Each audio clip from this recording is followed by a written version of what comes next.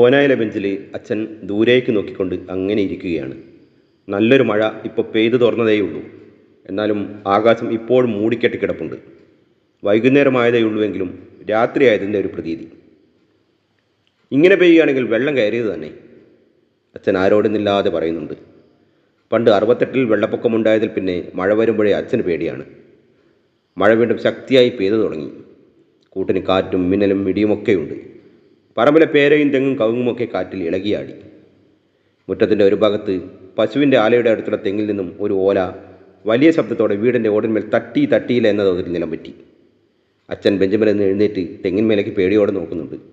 കുറേ നേരമെടുത്തു മഴയൊന്ന് ശമിക്കാൻ. സന്ധ്യയുടെ കെടുക്കാറായപ്പോഴേക്കും കീരാവളിയിലെ മൈക്കിലൂടെയുള്ള ബാങ്കി വിളി കാതിലേക്ക് ഒഴുകിയെത്തി.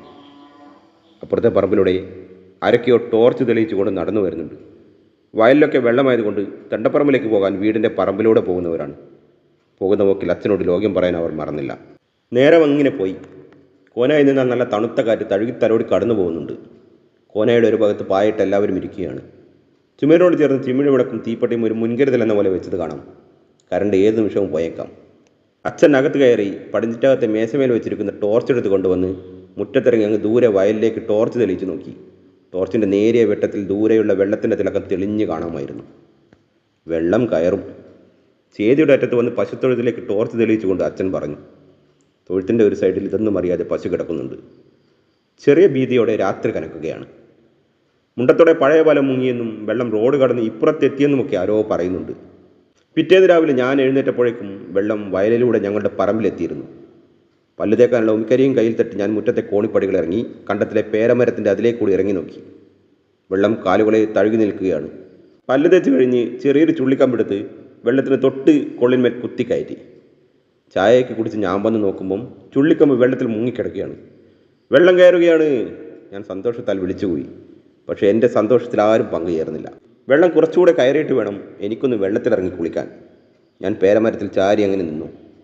നീന്തലറിയാവുന്നവരൊക്കെ വയലിലെ കഴുത്തൻ്റെ വെള്ളത്തിൽ കാണാം. ഞാൻ ദൂരെ അവരെ നോക്കി അസൂയ പൂണ്ടു. പേരയുടെ താഴെയായി പറമ്പിൽ എൻ്റെ മുട്ടിന് മേലെ വെള്ളമായി. ഞാൻ ആരും കാണാതെ കോനായിൽ കയറി അയലിൽ ആറിയിട്ടിരിക്കുന്ന തോർത്തെടുത്ത് കൊടുത്തു. അച്ഛനെ നോക്കാതെ ഓടി മുറ്റത്തെ പടികളിറങ്ങി. ഇടത്തെ കൈകൊണ്ട് പേരമരത്തിൽ പിടിച്ച് വെള്ളത്തിലേക്ക് ഇറങ്ങി. നല്ല തണുപ്പ്. കുറച്ചു നേരം വെള്ളം കൈകൊണ്ട് തട്ടിത്തെറിപ്പിച്ച് ഞാൻ അവിടെ തന്നെ നിന്നു. താഴെ പറമ്പിൽ നിന്നും വെള്ളം പേരമരവും കടന്ന് മുറ്റത്തേക്ക് കയറുന്ന കോണിപ്പടിയിൽ ചെന്ന് മുട്ടി. 5-6 പടിയുള്ളതിൽ 2 മുങ്ങിയാൽ വെള്ളം പശുത്തൊഴുത്തിലേക്ക് കയറും. താഴെ പറമ്പിലുള്ള എൻ്റെ കഴുത്തട്ടം വരെ വെള്ളമായി. ഞാൻ കൈകാലിട്ടിടിച്ച് പതുക്കെ നീന്താൻ ശ്രമിച്ചു. വെള്ളത്തിൽ മുങ്ങി നിവർന്ന് ഇടയ്ക്കിടെ അച്ഛൻ്റെ മുഖത്തേക്ക് നോക്കും. വെള്ളം ഇനിയും കയറി വരുമോ എന്നൊരു വേവലാതി ആ മുഖത്ത് തെളിഞ്ഞു കാണാമായിരുന്നു. വീട്ടുമുറ്റത്തേക്ക് കയറാനുള്ള കോണിപ്പടികളിൽ 2 വെള്ളത്തിൽ മുങ്ങി. കുറേ നേരത്തോളം വെള്ളം ഒരേ നിൽപ്പ്, കൂടുന്നുമില്ല കുറയുന്നുമില്ല. എല്ലാവരും ഒരടയാളം വെച്ച് വെള്ളത്തിൻ്റെ ഗതി നോക്കി നിൽപ്പാണ്. സമയം നീങ്ങി. പിന്നെ വെള്ളം പതുക്കെ ഇറങ്ങാൻ തുടങ്ങി. അച്ഛൻ്റെ മുഖം തെളിഞ്ഞു. അവിടെ ചിരിവരക്കുന്നുണ്ടായിരുന്നു. നേരത്തെ വെള്ളം കയറി തുടങ്ങിയപ്പോൾ എൻ്റെ മുഖത്തുണ്ടായിരുന്ന തെളിച്ചത്തേക്കാൾ കൂടുതൽ തെളിച്ചം ആ മുഖത്തുണ്ടായിരുന്നു. ആരുടെയൊക്കെയോ സംസാരം കേൾക്കുന്നുണ്ട്. അനീഷേട്ടാ, ഉറങ്ങുകയാണോ? അനന്തുവിൻ്റെ ചങ്ങാതിമാരാണ്. ഏയ്, ഞാൻ ഓരോന്ന് ആലോചിച്ചൊന്ന് മയങ്ങിപ്പോയി. നിങ്ങളെങ്ങോട്ടാ? ഞാൻ കണ്ണു തിരുമ്മി ചാരുപടിയിൽ എഴുന്നേറ്റിരുന്നുകൊണ്ട് ചോദിച്ചു. വെള്ളം കയറുന്നുണ്ട്, ഞങ്ങൾ വലയിടാൻ പോവുകയാണ്. ഞാനെന്തെങ്കിലും പറയുന്നുണ്ടോ എന്ന് കേൾക്കാൻ നിൽക്കാതെ അവർ തിരക്കിട്ട് വയലിലേക്കുള്ള വഴിയിലേക്ക് നടന്നു കഴിഞ്ഞിരുന്നു. ആകാശം കറുത്തിരുണ്ട് നിൽപ്പുണ്ട്. നല്ല മഴയ്ക്കുള്ള തയ്യാറെടുപ്പാണെന്ന് തോന്നുന്നു. ഞാൻ ചുറ്റുപാടും നോക്കി. വെള്ളം കയറുമോ എന്ന വേവലാതിയോടെ അച്ഛൻ ഇവിടെ എവിടെയോ നിൽക്കുന്നുണ്ടെന്നൊരു തോന്നലല്ല, കൂടെ തന്നെ ഉണ്ടാകുമായിരിക്കും.